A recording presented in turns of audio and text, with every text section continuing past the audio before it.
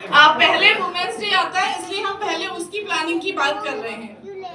तो इसके लिए मैंने कुछ प्लान किया हुआ है, क्योंकि अभी तक क्या था, हम लोग यूनिटी में इकट्ठा नहीं हुए, सिर्फ कहीं ना कहीं सिर्फ बातें हो रही थी या कुछ ना कुछ चीजें ऐसी रेगुलर चल रही थी कि प्रॉपर चीजों को हमने इकट्ठा नहीं कर पाए। जैसे मैंने एक वेलनेस सेंटर की बात की थी, लास्ट टाइम जब हम मिले थे, जब हमने बात किया था, वो सिर्फ बोल के इतना टाइम निकल गया। आई थिंक 6 मंथ हो गए, उससे ज्यादा ही हो गया होगा, 1 साल होने जा रहा है ना।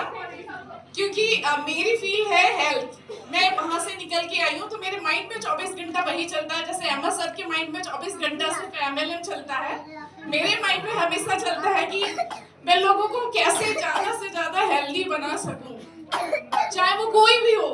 ऐसा नहीं कि कोई भेदभाव है कि वो मेरा अपना होगा तभी ऐसा है, या वो कोई फीमेल होगी या मेरी फैमिली का मेंबर होगा तभी। मैं चाहती हूँ मेरे देश का हर बंदा हेल्दी रहे, क्योंकि हेल्दी माइंड से ही सब कुछ पॉसिबल है। अगर हम सही मायने में स्वस्थ हैं, तभी हमारा ब्रेन स्वस्थ रहेगा और हम सचमुच में ग्रोथ कर पाएंगे।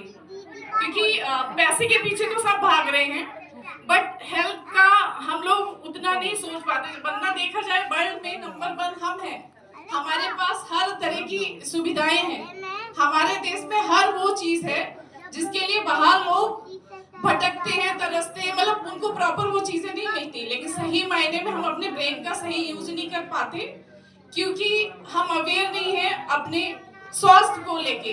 तो हम क्या करते हैं, बहुत कम ऐसे ही फास्ट फूड बच्चों को खिलाते हैं, खुद तो खाते ही हैं। और जब हम फिजिकली अगर प्रॉपर ठीक नहीं है, तो मेंटली कभी रह ही नहीं सकते। क्योंकि जैसे ही हम थोड़ा सा भी हमारी बॉडी में कुछ इश्यू आए, तो हम यहाँ से सबसे पहले डिस्टर्ब होते हैं। और जो यहाँ से डिस्टर्ब है, वो कभी भी किसी का अच्छा नहीं कर सकता, ना तो खुद का करेगा, ना ही किसी का भी नहीं। तो जो मैंने वेलनेस सेंटर का प्लान किया था, मैं चाहती हूँ कि 2026 में फाइनली हम उसको कहीं एक जगह पे उसको स्टार्ट करें, किसी भी रूप में करें। तो मैं चाहती हूँ कि वुमेन्स डे पे हम इसकी कहीं पे एक शुरुआत करते हैं। उसके लिए अभी प्रॉपर डिस्कशन नहीं करूंगी, क्योंकि वो जगह हमें फाइनल करनी है। अहमद सर के साथ पहले फाइनल उसकी चीजें हम एक रूपरेखा तैयार कर लेंगे क्या होगा, देन हम उसको स्टार्ट करेंगे। अभी तो बस यही है, और आई थिंक मतलब बहुत सारे प्लान हैं इन फ्यूचर के, हम बहुत सारी चीजें करें उसको लेके। तो न्यूट्री वेदिका को बहुत आगे ले जाना है, मेन मकसद ही न्यूट्री वेदिका है। क्योंकि पैसा तो आ ही जाएगा, जिस तरह से आप लोग मेहनत कर रहे हो, मुझे श्योरिटी है कि सब यहाँ पे करोड़पति बनेंगे।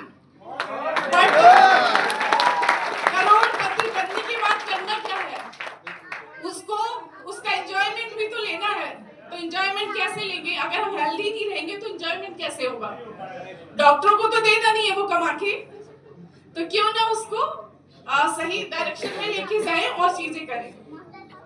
Okay okay okay, thank you. चलो उसके बाद तो मैम ने ये आपके लिए गिफ्ट यहाँ पर प्लान किया है, और ये एमएलएम के पैसे से अलग हटके किया है, यानी कि अपनी फ्रेंचाइजी वाले अमाउंट से।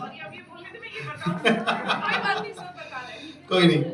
तो ये स्पेशल जितने भी यहाँ पर लीडर आए हैं, जिसने यहाँ एलडीपी क्वालिफाई किया है, उनके लिए खासतौर से मैम ने प्लान किया था कि एक डायरी, एक कैलेंडर आपके पास पहुँचे। तो ये हैप्पी न्यू ईयर गिफ्ट है आप सबके लिए। नए साल की बहुत बहुत शुभकामनाएं आप सभी को।